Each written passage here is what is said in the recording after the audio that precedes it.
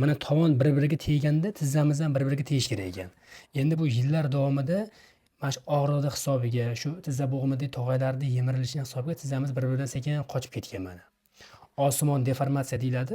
Ikkala tizza bo'g'imida ham deformatsiyalangan osteoartroz, ya'ni tog'aylarimiz yemirilishi 3-4 bosqichni qo'ygan ekanmiz. Assalomu alaykum hurmatli muxlislar, a'zolar. Mana bugun ukamiz biz Dostonbekni oldiga mana tizza og'rig'i orqali keldik. Mana shu tizzamizda tizza og'rig'ida o'zingizga ehtiyot qilishingiz kerak ekan. Yoshlikda tizza og'rig'ida vaqtida mana shunga o'xshagan ukamizga o'xshagan oliy tajribali, o'z mehnatini qadriga yetadigan, iymonli, yaxshi yigitlarni topib uchrash kerak ekan. Mana men ham mana shu tizza og'rig'iga ancha chop oyog'im og'rib qiynalgan sababli uchramagan joylarim qolmadi. Mana men buni telefon orqali syomkalarni ko'rib, ularga mehrim tushib, mana shu ukamni oldiga shifo izlab keldim. Mana Allohga ming qatla shukr. Shuning orqasidan hozir ancha oyoqlarim yaxshi. Allohga shukr. Mana sog' salomat bo'lib ketishni Alloh nasib etsin. Alloh o'zingdan so'rayman mana shu ukamni. Dostonbekni tan jalan salomat qilin, umidlarini, rizqlarini ulug' qilin. Alloh nima niyatlar va sog' niyatlariga yetkazsin. Mana sheriklarimiz mana shu yerda o'tirib biz bularga ham Alloh shifo kunlar tegin.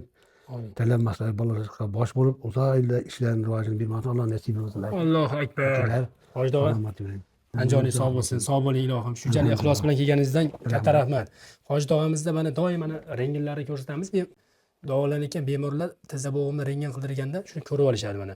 Ikkala tizza bo'g'imni olinganda, ikkala tizza bo'g'imida ham deformatsiyalangan osteoartroz, ya'ni tog'aylarimiz yemirilishi 3-4 bosqichni qo'ygan ekanmiz. Hoji tog'a o'shanda qo'ygan ekanmiz. Mana tizza bo'g'imni ko'rsak, hali daraxtni ham butoqligi bo'ladi-yu. O'sha tizzamiz ichi ham butoqqa o'xshab mana tuzlarimiz erib ketgan ekan mana. Endi hojdog'a ko'p yillar mehnat qilgansiz-ku, shularni hisobiga bo'lgan narsa bu narsa. Endi mana 8 kun, 10 kun davomida bemorlar davolanib chiqyapti. Bu davolanishda o'sha mexanizmi o'sha yeyilgan joylarni yamab qo'yyapmiz. Endi hozir meni fikrim bo'yicha yamaqni yaxshisini ishlatdim sizga. Ha, o'sha dori-ko'lni setkaga ko'tarib olib chiqqaningizni bilasizda uni. Dori-ko'llarni ham yaxshisini ishlatdik. Bu fizlichinani ham yaxshisini olyapsiz, kislorodni ham yaxshisini olyapsiz. Mana e'tibor qilayotgan bo'lsangiz, mana ikkala tizza bo'g'imi o'ngi bilan chapini moslaganimizda o'zi aslida mana tovon bir-biriga teganda tizzamiz ham bir-biriga tegish kerak ekan. Endi bu yillar davomida mana shu og'riqni hisobiga, shu tizza bo'g'imidagi tog'aylarni yemirilishining hisobiga tizzamiz bir-biridan sekin qochib ketgan mana. Osmon deformatsiya deyiladi.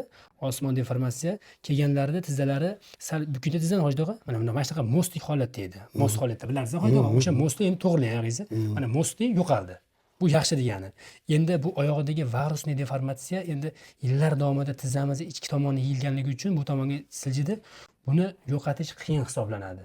Bu yerda endi asosiy mosti yo'qolganligi bu katta yutug'imiz. Tizza bo'g'imidagi ishiqlarimiz bor edi, sinovitlarimiz bu ham yo'qolgani bu katta yutug'imiz. Endi bu virusli deformatsiyaga iloji boricha 1 yilda 2 marta lecheniya qilib turish kerak.